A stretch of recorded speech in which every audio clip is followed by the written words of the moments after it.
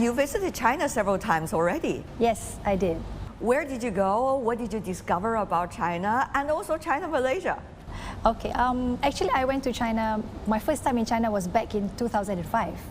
Okay, so the first time I went to China, I went to Shanghai. Before that, I heard a lot of nice things about Shanghai, how vibrant it is and how cultural it is. So I went there. Unfortunately, it was for work, but I managed to see a lot in Shanghai, and at that time, I find that Shanghai was very much more advanced compared to my own country. And I managed to visit many more cities. Of course, I went to the capital city in Beijing. I've been to the smaller cities in Tianjin and a few other places. And I find the people in China are very polite and very determined. For example, I went to visit for work. I went to visit, they were building a free trade zone somewhere. And they were telling me that they work 24 hours. They change the shifts so that they can get everything ready. Because normally people just work 9 to 5 and then you continue the next day. So China is very determined in that sense. I was very surprised. And I always wonder how important it is. You know, values similar to that could be today, especially when you see a lot of negativity, when you see a lot of fragmentation in the news every day. One could hardly breathe while reading the headlines. Yes. So how does that work for you, you know, these kind of Asian values? Well, I think last time was different.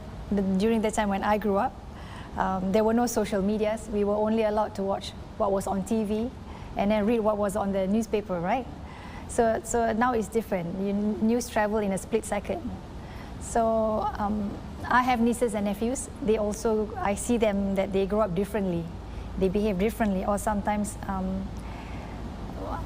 too much influence on the social media. So I always believe that we should go back to a little bit on the traditional method whereby children are supposed to play with real toys and not computers or social media. We live a real life rather than just virtual life. Otherwise, we lose the ability to socialize as well, right? The touch, human touch, in a way. You become an introvert if you keep on, you're alone watching the social media. You are able to be alone. Last time, kids need to play with their friends outside in the garden. Yeah, indeed. Yeah. So, in a way, how much do you see in a fragmented world, if China and Malaysia could work together, what would that mean for the young people? You know, the people that you care so much for. I know you have been doing a lot of work for the young people. Well, I try. Actually, I'm a strong advocate of entrepreneurship. So for the young females, actually, young females. So I encourage them to do businesses when they're young, make the mistakes early rather than later. And we have a lot of programs with China as well. We have multi-visits, teachers and students exchange programs so that we can learn a lot of cultural differences and learn about each Islamic civilization as well as the Chinese civilizations. And of course, on a more fun part, the food. Yes. So actually learning about each other's food is actually also learning about their culture, right? Indeed. Food brings people together. Absolutely. Yes, and we can learn about their culture. Okay, so maybe different things. We also have similar things in China, right? Similar food. So I think, if I'm not mistaken, Malaysian, Chinese, and Guangzhou, people in Guangzhou eat almost the same food. Yes. So that's the similarity. Similar. Yes. Yeah. So, and then of course there's many other types of food that we can bond with. Actually, when we see the region, not just Malaysia, but you know, even ASEAN is such a vibrant place, and it is playing such a critical role. How much space do you think there is for the young people in the region as a result? For me, there's always a lot of space. It's just there's always a lot of opportunities. Yes. It's whether you are able to seize the opportunity or not. But sometimes when you're too engrossed in, you know, in social media or doing your own thing, so you forget about what's happening in the world. Actually, some young people, they don't even know what's happening in the world. So, in order to actually seize the opportunities, we have to know what's happening in the world, what's happening in the country. So it's a very there's a very huge opportunity for them. People need to travel. Yeah, They need to travel and see their own life and see the world. By the way, there has been a free visa Right. for both sides. Right. The young people can travel. There are so many business people that are traveling also between China and Malaysia. How much will this create the space for possibilities, especially now? As you know, we were very affected by the COVID-19 pandemic. So, I think before that, we have Malaysia depended on China for tourism. I think we had in 2019 alone, we had like nearly 3 million visitors just from China alone. So, and then the pandemic came, and then everybody took a bad hit. And then now with the new free visa, we can further enhance our cultural exchange, and then have more bilateral trades. We can have multi-visits, meaning that teachers are very important. To me, teachers are very important. So that's why I try to encourage for teachers to come and have some exchange programs, learn about our culture. China and Malaysia exchange their cultures, and then learn more on the opportunities that we have. As you know that I think the Xiamen University is the first Chinese campus that's in Malaysia.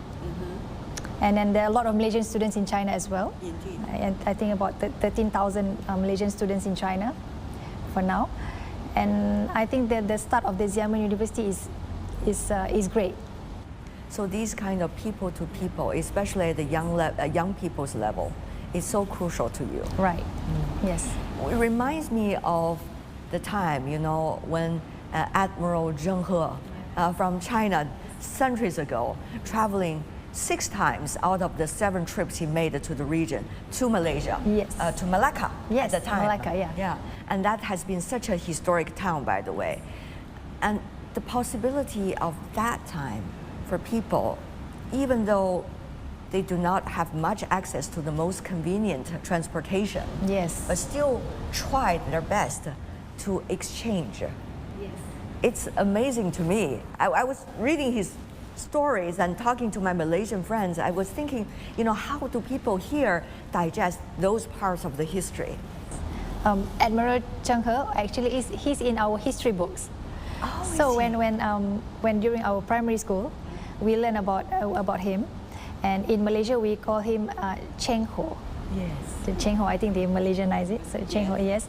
So we learned that even so, like you said, logistics-wise is difficult, but he managed to travel all Yes. over and exchange porcelain, silk, and they have those butter trades and all that. So he's really, And those are peaceful trips. yes, peaceful, very It's peaceful. not for conquering, it's not for Yes. invasion, it's not for taking the raw materials Yes. away, it's about exchanges. Learning, yes. Yeah, learning. Learning. As pure as that. Yeah, actually, he's legendary. It's because of him that today we have a lot of bilateral trades. I know that you are helping young professional women to be rising entrepreneurs. What do you think are the biggest difficulties and challenges they're facing? What might be the opportunities that are opening to them right now in Malaysia, or right now in ASEAN economies, or right now when ASEAN is cooperating with China and other partners? Actually, the biggest challenge is actually the mindset. Last time there's always this thing where men should do business and women should not. During those times, maybe 20 years ago, and then later on, the Malaysian women when they have their own families, they tend to focus more on their families, and they don't have time to start business. So I always feel that when you do business, you have to make the mistakes, right? So you better make the mistakes earlier than later, Yes. not when your kids have grown up. So but you don't have to do big things. You can always start with small things. Nowadays there's a lot of things that you can do from home. Yes. From the internet, businesses can be online. Those are things are different now. So you can start from there. So that's the main challenge. But actually, on the good side, from Malaysia's statistics in the banks, women are better paymasters if they take loan, because they are more responsible. Of course. If they are the business owners, they treat their staff very good, because they have probably the motherly attitude and they care more about their staff. I'm not saying any bad things about the men, but I'm just saying the statistics shows that they treat people are better. So, and you can see all those superwomen and those super corporate women, right? So they do very well. You know, Beijing is going to celebrate Beijing Plus 30. Yes. 30 years ago, there was an International Women's Conference in which gender equity has become one of the top priorities for many countries since then. How do you see, you know, women as half of the sky, we say in China, can celebrate that moment and also to move on together?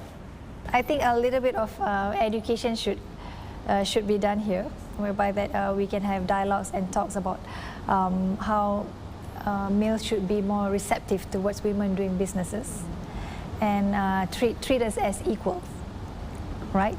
Because women are very talented actually. It's just that sometimes they don't have the opportunity or, you know, or they are designed to circumstances. Yeah, circumstances. Yeah, or sometimes they are very talented, but they stay at home because their husbands are capable. So I think we should have more dialogues on this and speak more openly about experiences of women in different countries, because different countries may be different opportunities, different circumstances, different environment, right, and different culture also.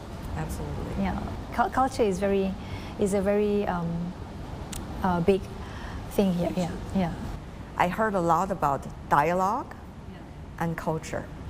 Those two keywords are so important for us today. And respect. And respect. We need to learn to solve our problems in a peaceful manner. So dialogue means communication, and cooperation is always the key to Malaysia-China's 50-year friendship and relationship.